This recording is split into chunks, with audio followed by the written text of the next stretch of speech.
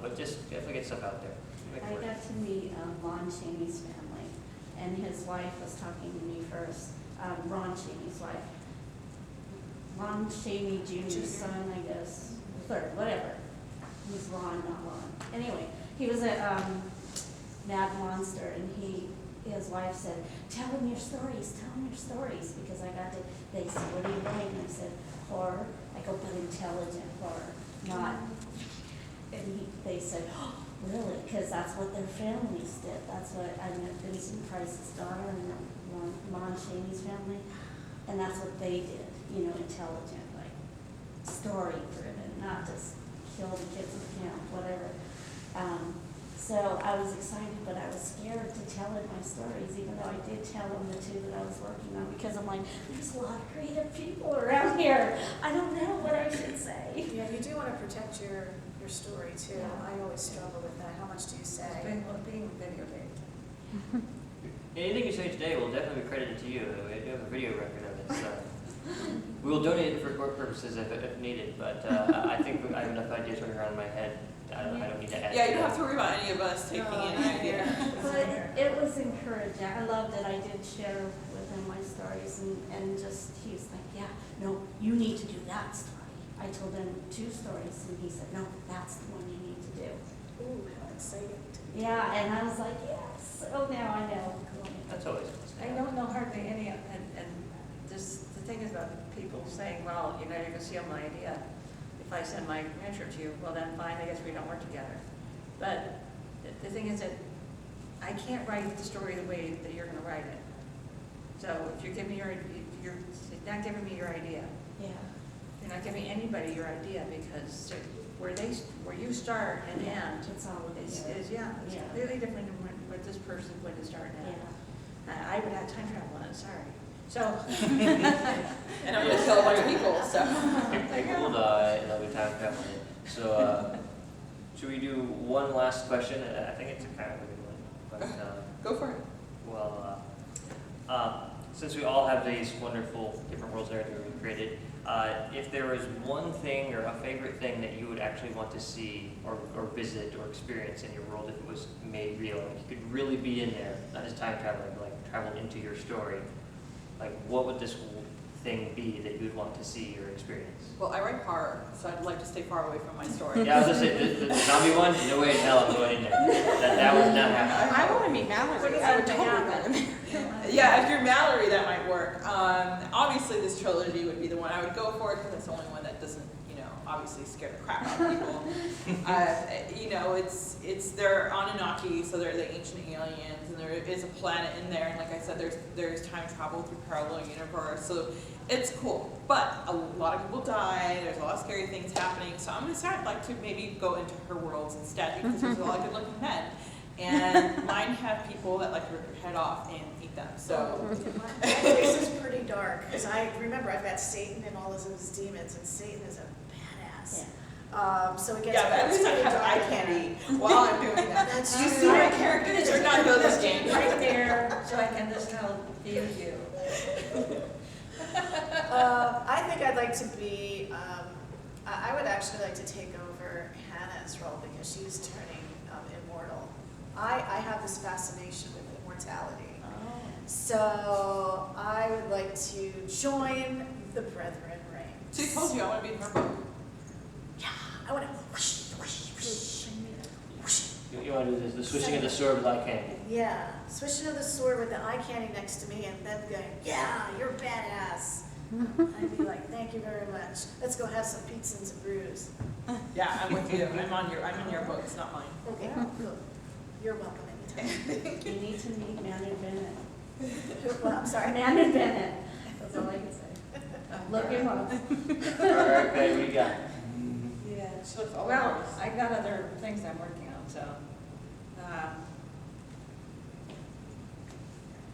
I honestly, the thing is about my series, and have somebody, Michael Bradley, a friend of mine, who read all my books and said, you write too much of yourself in your story. I personally don't So think you're that's already fair. Does You know. do you all do that? Yeah. There are pieces of me all over the place in my story. I am the book waitress. For real, on the original. She even had my birthday. It's my book. What the hell? I hope I'm not the characters in my book. Yeah, you don't want to be yours. But there is something of you in there. I'm Well, sure I mean, you there has can't to be. help it because Yeah. of the personality, but I actually do consciously try not to write myself into my books, so. I think though that I would not want to be my character either. I mean, part of me would love to be 19 and be able to wield the swords as well as she does, but I put her through hell, you know. So, she's got scars, you know, even at a young age. So, and she's gonna have to go through a lot before she finishes her 14-book series. So, I wouldn't want to really be here. And, you know, Stephen King said the same thing. He would not want to go. There was a J.K. Rowling, Stephen King, and I don't remember the third dude. I would just be sitting comfortably and happily between them and absorbing all their energy. Yeah. The number of words in that One room, of the that questions, panel, one it's of the like questions was, It's a brilliant word. if you were able to sit at a dinner table with your characters, which one would it be? And Stephen King said that none of them. Yeah. They're all crazy. Yeah. They're psychopaths. I went and said, if any of them, and J.K. Rowling said, what, it would be, obviously the three main characters of her book, right? That says, well, what would you say to them? And she said, I'm sorry. She was I saying that to remember Harry, she said, I would say, I'm sorry, if I put you through everything. You really throw everything at these particular characters because, you know, honestly, we all go through so much in our lives. So, so do the characters. I've had a lot of people say they think I'm Carter, the main character in here, and they think my husband is Jack. So I'm not going to say any more than that. And I wish I was Carter because she epitomizes the woman I wish I could be. And originally when I started writing the blog, that's what I was doing, writing this empowering woman who empowers other people and has an inner strength that is just unrivaled with anything else. So I'm flattered when people think that I'm that character, but when I write her, I'm literally writing the person I wish I could be. So in that sense, maybe I can see how that would be it. But as far as all my other characters, I don't see myself in any of them at all, really. So, except Daniel Lewis. Okay. What about you, Matt? I think what I would be most fascinated, or just would love to see the most, is actually the natural world I've created for everything to exist in. There are experiences in my life I have created versions of for the characters to go through, like things that have happened that I'm lending the experience that I had to them. But in all actuality, I think I made some really pretty stuff. I think, and even my editor's like, wow, this is some pretty vivid stuff you're creating here. I mean, this is gorgeous, and that's where I really have enjoyed myself, is creating something that people can look at and say, wow, I can see this, and this is really a beautiful thing. I can't even think of like one single place I would want to go even, because I've come up with different ideas. Like there's one place I would like to go, but it's actually in the second book, so I can't talk too much about it. But it's just, the image I have in my head is just this really beautiful scene inside the city doing a kind of a carnival type location, and just what they have going on there is, inside my head right now, is magnificent. And I just hope I can find the words to make everyone else see that when I get to that point in the second. Drop some acid. No, I'm kidding. No, we'll be doing that. I think I'll be deliriously tired. I do have a 4-year-old. That helps. That really does help with coming up with some crazy stuff. Talking to children. My daughter's been talking since 11 months old. Actual sentences by 13 months. And let me tell you, there's nothing you want to hear from what's going inside the head of a 2-year-old child. There's a reason they're not supposed to be talking. Because there's some whacked out stuff that comes out of her mouth sometimes. It always has. I have to take partial blame, of course, but I don't know what she comes up with these things from sometimes. So she could probably give you some ideas for some more horror stories. She said some stuff to me about what she's like. You know, I'm what writing she's a book seen. called Children at the Window. Maybe I should be talking with her about that. You should there's a really creepy story of like how she told me about one of some dreams or something like that, and I was like, and I am never going inside your dreams again. I don't want to. You should write these down. Oh, it was a really creepy story. I'll tell you afterwards. But yeah, Yes, You never know where it can go. you never know, but I'm not writing it. I'm not writing that story. I'm already working on research for a You know- zombie story I don't want to write. Well, you know, the funny thing is that I've met some horse writers before. Horse. Horse, after they've been talking a lot. And almost all of them are pretty level-headed people. We let it out in our books. That's what happens. They get that evil nastiness on paper. And they become just totally normal people that you like. Except we mess with people once in a while. That is fun to do. You know, I do have a personal imagine joke. her Yeah. with all those characters in her. Well, I know, I I'm actually- gonna read your book, I'm gonna read that Apocalypse, I know I'm gonna read it. I actually have a lot of people who've read this book and they didn't know who I was or anything, and you can't tell if I'm a man or woman because of my name. And then they meet me, and then they're like, what? They're like, that doesn't make any sense. How are you the person who wrote this book? And then on the other hand, I've had people who meet me, and they're like, you write hard, and then they look at this, and they expect it to be really cheesy.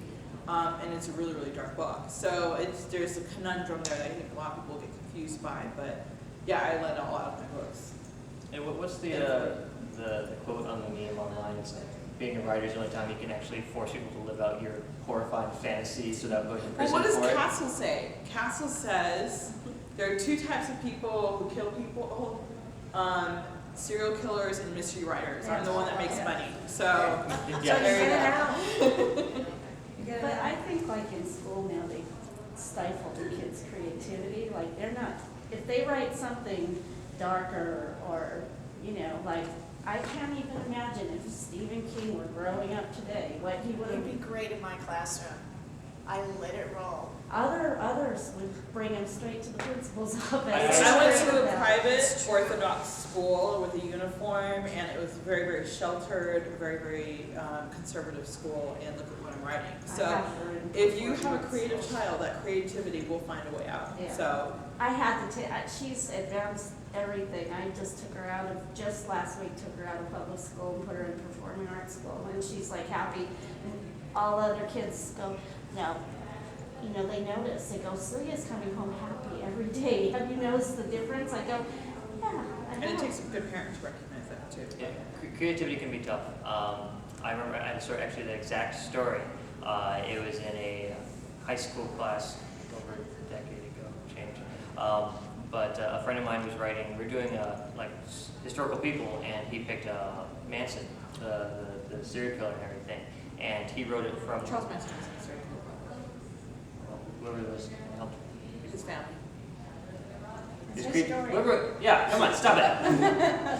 Either way, he did it as a series of journal entries, kind of displaying how nuts this guy actually was, writing it from that dude's perspective. And our English instructor, who was Got the first, freaked out. who got freaked out, who was her first year teaching this AP English class, and I guess just his.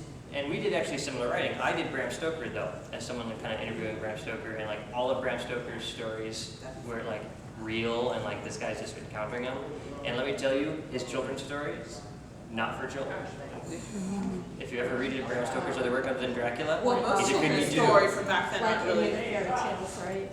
Oh, I have all the Grimm's fairy tales. My family's very German. We teach the original versions, or everyone doesn't. They're take it. creepy.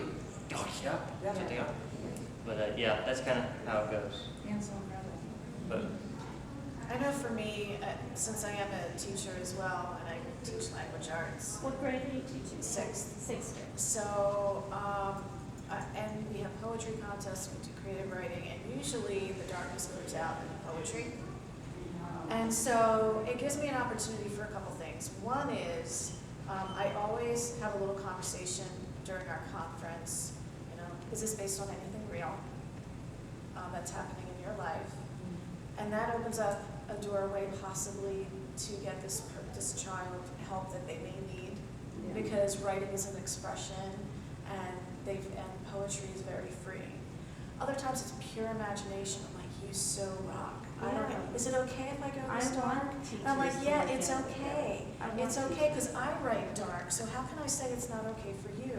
Yeah. And you have these thoughts. Why keep it in? Get it out. It's all creativity. I'm having the opposite problem with my son right now, and he is the least creative person in the world. second to my husband. They are both math brained. And my son has mastered math. He was doing math when he was 3 years old. The opposite of your daughter, he didn't start speaking until he was 4, but he knew numbers, he could do math in his head, and very scientific. My father's an aeronautical engineer, so I see that brain in him. His mom, complete opposite. I'm the creative person. I can't even get a calculator to add 2 + 2 correctly. And so it's funny because I literally got a progress report back today from the teachers saying he is struggling in art, and we are trying to get him to socialize more. We're trying to get him to do more art. We're trying to get him, and I literally, and I have this book, and I'm glad my husband drew in it. I'll have to find it, but I had to show him, like, do you see my husband's drawing? This is how bad of an artist my family is, and I have to be like, my son is not an artist. And you have to be okay with accepting that from, it's not a matter of, it's just, I think a lot of people want kids to fit into a box, and it's like, if you don't fit perfectly into this box, It doesn't then, hold it that way. yeah, and it doesn't, they want to fix it. Yeah. And it's like, he's not a creative person. You can give him creative stuff all you want, but he's a mathematical person, and that's what we let him do, because that's what he loves. That's good. And it's like, it's obviously I'm the creative person, and I don't care that he's not creative, Yeah. and it's the same thing where his daughter is probably going to be writing poetry at the age of 5 years old, and it's something you have to encourage. And I think that's where the schools are lacking, not in the fact that they're not being creative, that they're just trying to get everybody to kind of fit a mold. I'm not saying you do that. No. Yeah. There is art in math, which a lot of us can't see. Right. But those Math mathematical does brains are do some seeing. pretty, there's actually books on that. I Yeah. didn't write them though. Yeah. Someone And I else can wrote see him being the person that's gonna be, he'll totally be that person who is into that. But yeah, it's just, you just have to let people, and it's this whole conversation we've had. If you're an introvert, don't make the person be an extrovert. If you're an extrovert, don't make them be an introvert. And I think that's one of the things that I see at the conventions here, is that you come as you are, and people don't care, and they accept you for who you are. And you can come dressed up, you can come in a suit, it doesn't matter. I mean, we had a nurse come in, like, are you a nurse or are you in cosplay? Like, I didn't know. I was like, what's I don't going know, you on? asked, I didn't know really. They came by like, I will assume maybe they're a nurse. Maybe they're Nurse Jackie, I don't know. Yeah, there. Like, is it cosplay? Could be something, some show I've never seen, And they're hanging out with that person who's obviously not of this world. Yeah. No. That's how I went to Mad Monster. I'm a nurse too. I went in my scrubs. I got off work and went right to Mad Monster, and I didn't think there was anything creepier than wearing scrubs to a horror convention. It was pretty. I liked it. Well, at Comic-Con, there I was had fun. men in the military uniform, and I'm like, are you guys really military, or are you in cosplay? And they're like, no, we're military. I'm like, yes. You look like you're. 'cause It's you have- hard to tell, even with some of these guys out here. They're And I found out the hard way, it's illegal to wear a military uniform, like the true military uniform. I didn't know that, my husband told me, he's they look military. like SWAT team members out here. Well, SWAT team, I'm talking about like actual Army, Air Force, Yeah. you're not allowed to wear those uniforms unless you're actually active, you're on, like even if you're in the military, you have to wear it only when you're on duty or something. Uh-huh. Yeah, It's there's just- specific rules with cosplay. Yeah. Yeah, It's a fine line. yeah. That's actually our time. Yeah. We filled- Thank you so much we for filled all that time with talking. I loved it. Thank you. Thank you.